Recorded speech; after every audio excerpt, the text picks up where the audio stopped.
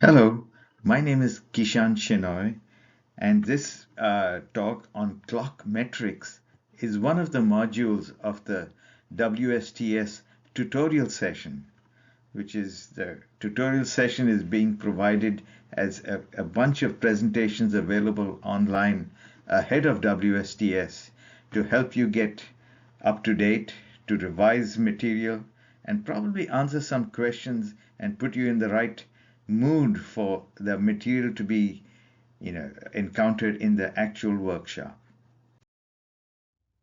In order to introduce metrics, we'll first start with a mathematical model, then cover some fundamental clock concepts and metrics like time error and time interval error, then delve into two important metrics which are derived from the time error, namely MTI and TDEV.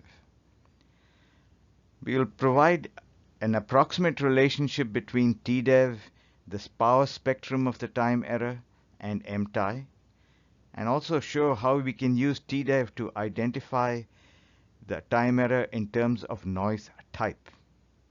Furthermore, TDEV or TVAR is useful for providing guidance on what kind of loop bandwidths we can achieve. Clock signals that we use are periodic, and the most prototypical periodic signal is a sine wave or a sinusoid, hence the cosine of phi of t, where phi is the phase function, and that can be expanded into omega t plus phi naught plus epsilon t, where omega represents the radian frequency of the oscillation. Phi naught is an initial phase value which identifies essentially the phase at the origin, and epsilon t is everything else, and which we refer to that as clock noise. The amplitude A of the signal does not really figure into timing metrics. Now, keep in mind that very often we don't look at the whole waveform, we just look at zero crossings or some specific events within the waveform which define the edge of a clock. That's the tick mark. Okay. So ideally, phi of t is a linear function of t, that is epsilon t is 0. That's the perfect clock. When you start looking at the time error of a clock, we are just looking at essentially the zero crossing changes. It's possible to model that as a continuous time as x of t is equal to a sub 0, which is like the initial phase, plus y of t. Y is a fractional frequency. We don't look at the radian frequency in absolute values, but more on a dimensionless quantity like y. D is a drift function which indicates how this frequency may change with time. And if the frequency changes linearly with time, then D is a constant. Otherwise, it could be a function of time as well. And phi of t is everything else. That's the random portion of the noise. In discrete time, we can consider clock edges, which is essentially discretizing the time of the x of t. So hence the x of nts is the time error at the nth edge, and the time interval between edges is t sub s. For constructing the time error sequence, we look at the clock under test and compare it with an ideal clock and recognize that they are periodic, or essentially periodic, with a nominal period of t, and the time error sequence is constructed by looking at the time difference between equivalent edges. So at the nth edge, the time difference would correspond to x of n. Now, all clock metrics which we consider are derived from this time error sequence. Sometimes a clock may have a very high rate, so we divide it down so that t is something more practical. Just be careful in dividing down, because undersampling, which is what dividing down is always accompanied with aliasing. So high frequency noise can be kind of aliased down to low frequency. Talking about frequency, or in the spectral view, The components above 10 hertz are considered jitter, below 10 hertz are considered wander. That 10 hertz is just an arbitrary breakpoint. Time interval error is kind of related to time error, but is associated with when we use two clocks to measure the same interval of interest. So the difference in the measurements is the time interval error, and you can construct it from the time error by the equation shown at the bottom. That is tie mn is the time error at m minus the time error at n. That is the time error at the end of the interval minus the time error at the beginning of the interval.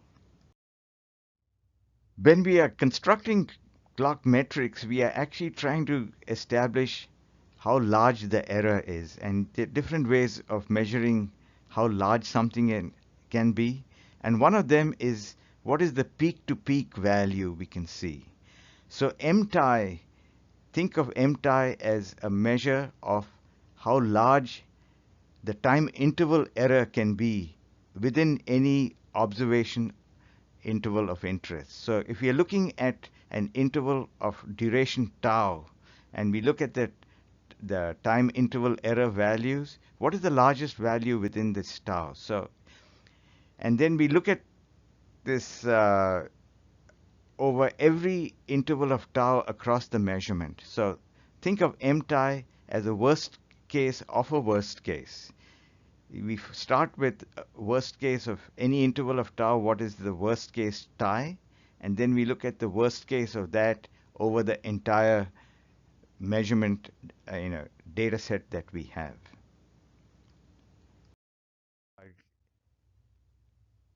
In its simplest form, the MTI is a useful indicator of the size of buffers and for predicting buffer overflows and underflows. So when you write into a buffer with clock A and read out of a buffer with clock B, and we try to measure clock A minus clock B, and we measure it and we evaluate the MTI, that gives us an idea how big the buffer should be. Specifically, if the buffer size is greater than MTI of tau, that implies that it's very unlikely that you'll see an underflow or overflow in an interval smaller than tau. If the buffer size is something, then you can almost say that the buffer is going to overflow or underflow approximately every tau seconds. Some other observations regarding MTI. It is monotonically increasing with tau because of the way we've defined it. A linear increase indicates a frequency offset between the two clocks. For very small values of tau, that's edges which are close to each other, MTI is a measure of jitter. For medium tau, it's an indication of wander. For very large tau, it gives you an idea whether the two have any frequency misalignment. If the two are frequency aligned in the long-term sense, then the MTI will show this horizontal behavior shown in the dark line. TDEV is a very important metric. Essentially, it's a measure of stability expected over a given observation interval tau, where tau is a parameter. And the conventional definition is given in that equation. It's a pretty complex equation. On the next slide, I'll try to give an interpretation of what that is trying to do. But before going there, keep in mind T var is a variance, which is the square of TDEV, which is like the standard deviation. There's an associated metric called modified Allen deviation, which is closely related to TDEV by that formula where sigma y of tau is square root of 3 divided by tau of sigma x of tau, where sigma x of tau is TDEV. It's important to recognize that TDEV suppresses that initial phase a sub 0 and initial and frequency offset y of the time error, and basically quantifies the strength of what remains, namely the drift and the noise components. We often ignore drift and or lump it in with the noise and use TDEV to provide guidance on the noise type. Maybe more than one. So just from what I just said, I put it in a DSP scenario.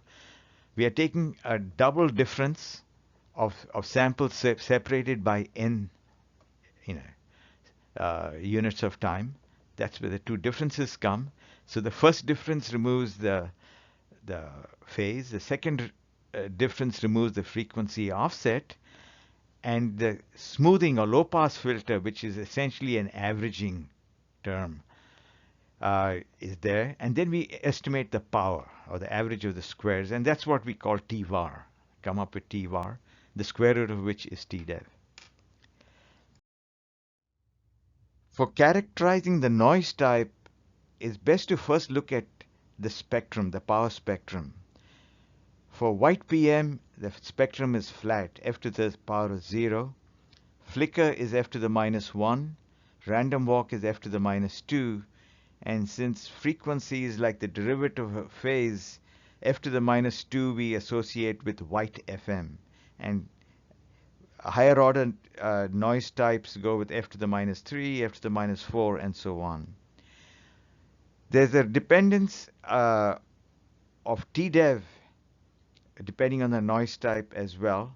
And it starts with white PM at tau to the minus 1/2, and the power of tau increases by half as we go down the line from white PM, flicker PM, random walk PM, which is the same as white FM, and then to flicker FM, random walk FM.